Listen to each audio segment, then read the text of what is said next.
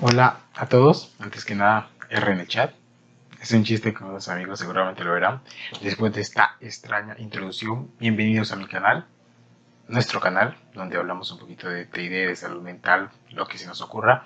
Y hoy queremos hablar de un tema que queríamos hablar hace mucho, pero queríamos tocar ante otros temas.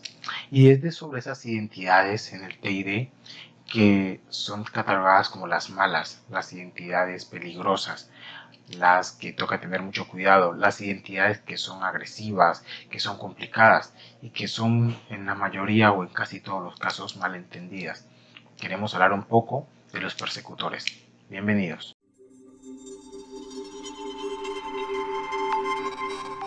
Cuando sucede un trauma continuo, sobre todo durante la infancia, que es el inicio del TID, suelen haber necesidades no cumplidas, no satisfechas, funciones que quedan sin completar, podemos decirlo así, y que las identidades que se disocian, que se separan, empiezan a tomar.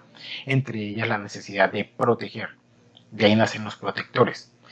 Pero hay algunas identidades que toman este rol de una manera mucho más activa, de una manera mucho más fuerte, lo considero yo. Y esas son las identidades persecutoras. Son identidades que cuidan, que tratan de cuidar, pero lo hacen de una manera muy extrema, de una manera muy fuerte y terminan siendo un poco agresivas. Como diría un buen militar, la mejor defensa es un buen ataque.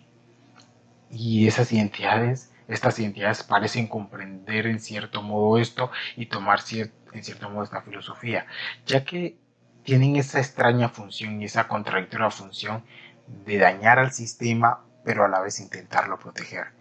Es una protección muy extrema. Y estas identidades han sido comprendidas a lo largo del cine, de las series. He visto series donde estas identidades se muestran como agresivas y ya. O sea, como que su único trasfondo y su única utilidad es la agresividad, sin pensar que pueden ser identidades que no la pasan tan bien, ya que cargan sentimientos de culpa, de ira, suelen ser retenedoras de trauma en la mayoría de los casos.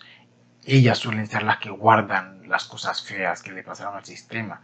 En cierto modo, pudiéramos decir que ellas se sacrifican por el sistema, pero ese sacrificio es a costo de algo y puede ser a costo de su propio dolor. Y esa ira, esa intensidad, no son del todo malas como a veces intentan pintarlas, a veces son justificadas. Sienten la ira que sienten y a veces contra el propio sistema porque a veces el mismo sistema suele aislarlas. Porque en cierto modo sí genera un poco de miedo. No voy a negar que cuando cuando sentí por primera vez la fuerza enorme de Victoria, nuestra persecutora, sí nos genera un poquito de miedo a Chloe y a mí. Y sí hubo momentos donde peleábamos por el control del cuerpo, porque en su idea Victoria quería protegernos y sentía que nosotros no íbamos a protegernos. Entonces ellas toman las medidas que toman, esas entidades toman las medidas que toman porque en su filosofía ellas están protegiendo de un exterior que las ha lastimado. No son solo identidades agresivas, son identidades complejas y muchas veces la sanación del sistema tiene mucho que ver con su propia sanación. El hecho de que el sistema funcione bien tiene mucho que ver con el persecutor también, que ese persecutor logre sanar sus problemas internos. Y aquí va el gran dilema, sanar los problemas internos. No se necesita y no es necesario y mucho menos es sano reprimir. No hay que, porque lo primero que muestran estas películas, estas series, que es que estoy bastante en contra, hoy estoy hablando un poco mucho de eso, es que el persecutor es la identidad a destruir, es la identidad a vencer.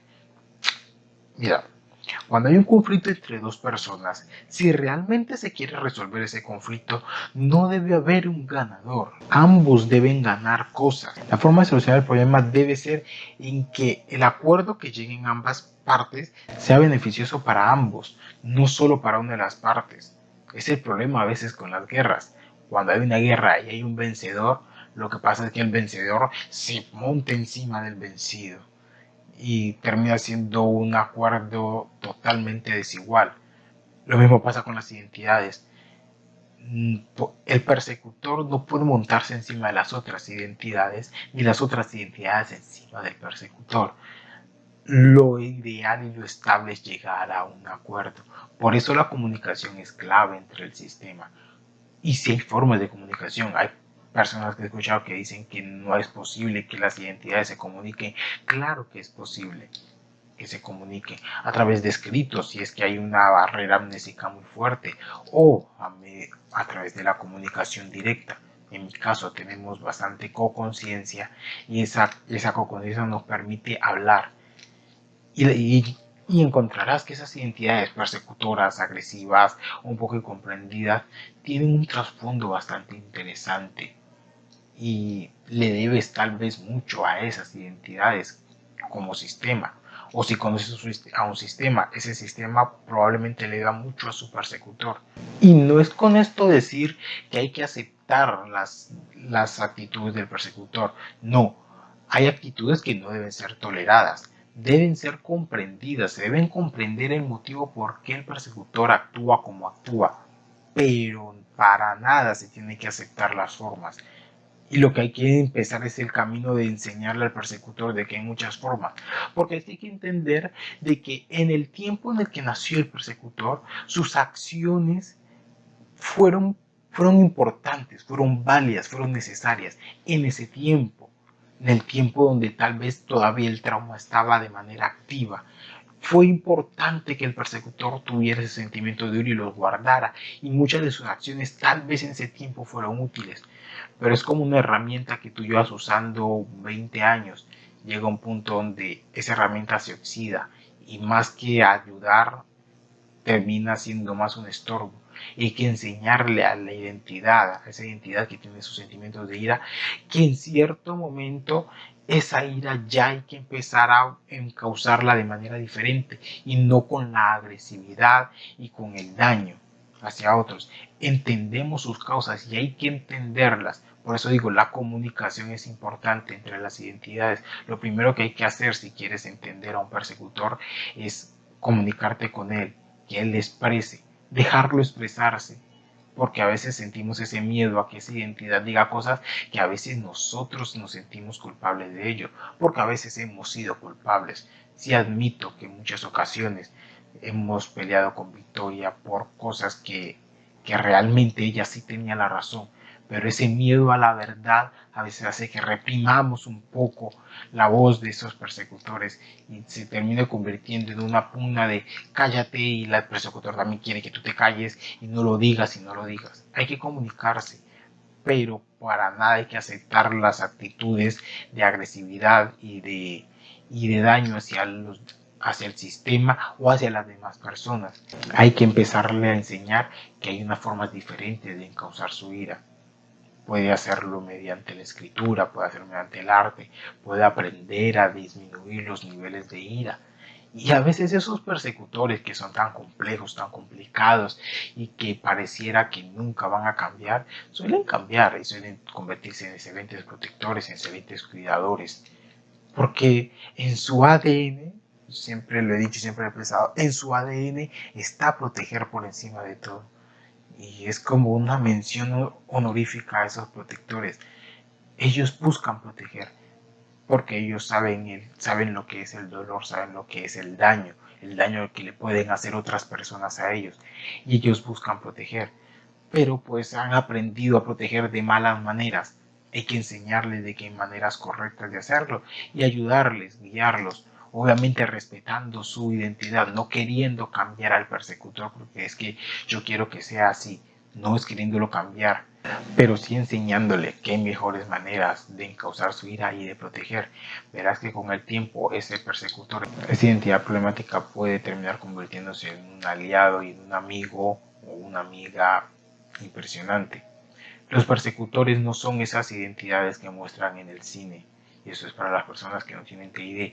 Esto no se trata de un espectro de luz y oscuridad, del lado bueno y el lado malo. No tiene nada que ver con esto. Esto se trata de identidades que sufren, que tienen un trauma, que tienen problemas y que buscan una manera de resolver esos problemas. Esto no es maniqueísmo donde siempre hay un lado bueno y un lado malo, la luz y la oscuridad. Y entonces la luz y la oscuridad habitan juntos y eso parece una telenovela. Esto no se trata de eso. Esto se trata de traumas, de recuerdos complejos, de flashback, de sensaciones corporales horribles, de identidades que sufren, que viven, que aún después de años viven en entornos hostiles hacia ellas, viven en entornos que no son para nada cómodos. No se trata de identidades malas, se trata de identidades que sufren y que tal vez no saben qué hacer con ese sufrimiento. Identidades que no están cómodas, que tienen cosas sin resolver. Esto es más allá de una telenovela. Los que tienen TID no buscamos o no buscan una telenovela y mostrar un reality donde la identidad mala trata de controlar a la buena y la buena trata de sobreponerse y el mal que está dentro. Esto no es eso. Estos son identidades que tienen problemas serios. Es serio. Que tal vez no lo expresen. Porque es que el TID está creado para eso. Para ocultar. Curiosamente, lo que se necesita es un poco mostrar y un poco hablar y un poco comentar el problema, pero el TID lo que trata es de ocultar. Trata de ocultar tanto a tal manera que los hosts, las identidades que están bastante al frente, suelen a veces dudar si se tiene TID o no tiene TID, porque el TID trata eso, de ocultar una verdad. Y mucha de esa verdad la tienen los persecutores y ellos tienen problemas con esa verdad, de cómo manejarla, de cómo soportarla, porque es difícil ver a lo que te hizo daño frente a ti y no poder hacer nada contra eso. En ocasiones es difícil, genera ira, genera rencor, genera odio, pero pienso que con una buena comunicación y con comprensión, esas identidades que son los persecutores, que en ocasiones están tan dañadas, pueden lograr una bonita estabilidad y pueden convertirse en unos grandes protectores. De hecho, últimamente ya no me gusta llamar persecutora a Victoria, porque con el tiempo ha ido cambiando, ha ido entendiendo sobre sus funciones y cómo puede encauzar mejor su ira. De hecho, es gracias a ella que ninguna identidad ha hecho daño al cuerpo, porque ella misma se opone a cualquier tipo de daño físico. Es por ella que salimos durante los años más difíciles y es por ella que tenemos a los niños bien, porque ella los cuida mucho. Digamos que en cierto modo se ha convertido en una especie de protectora de niños, aunque Nelly es más ese cargo, pero ella también los suele cuidar. Entonces, los persecutores no son esas identidades meramente conflictivas, sino que son identidades que tienen conflictos internos y la comunicación y la comprensión pueden ayudarlos. Bueno, creo que esto fue todo. Queríamos hablar un poco de persecutores, desmitificando un poco esa imagen de la identidad mala y la identidad malvada. No, queríamos hacer un poco esto.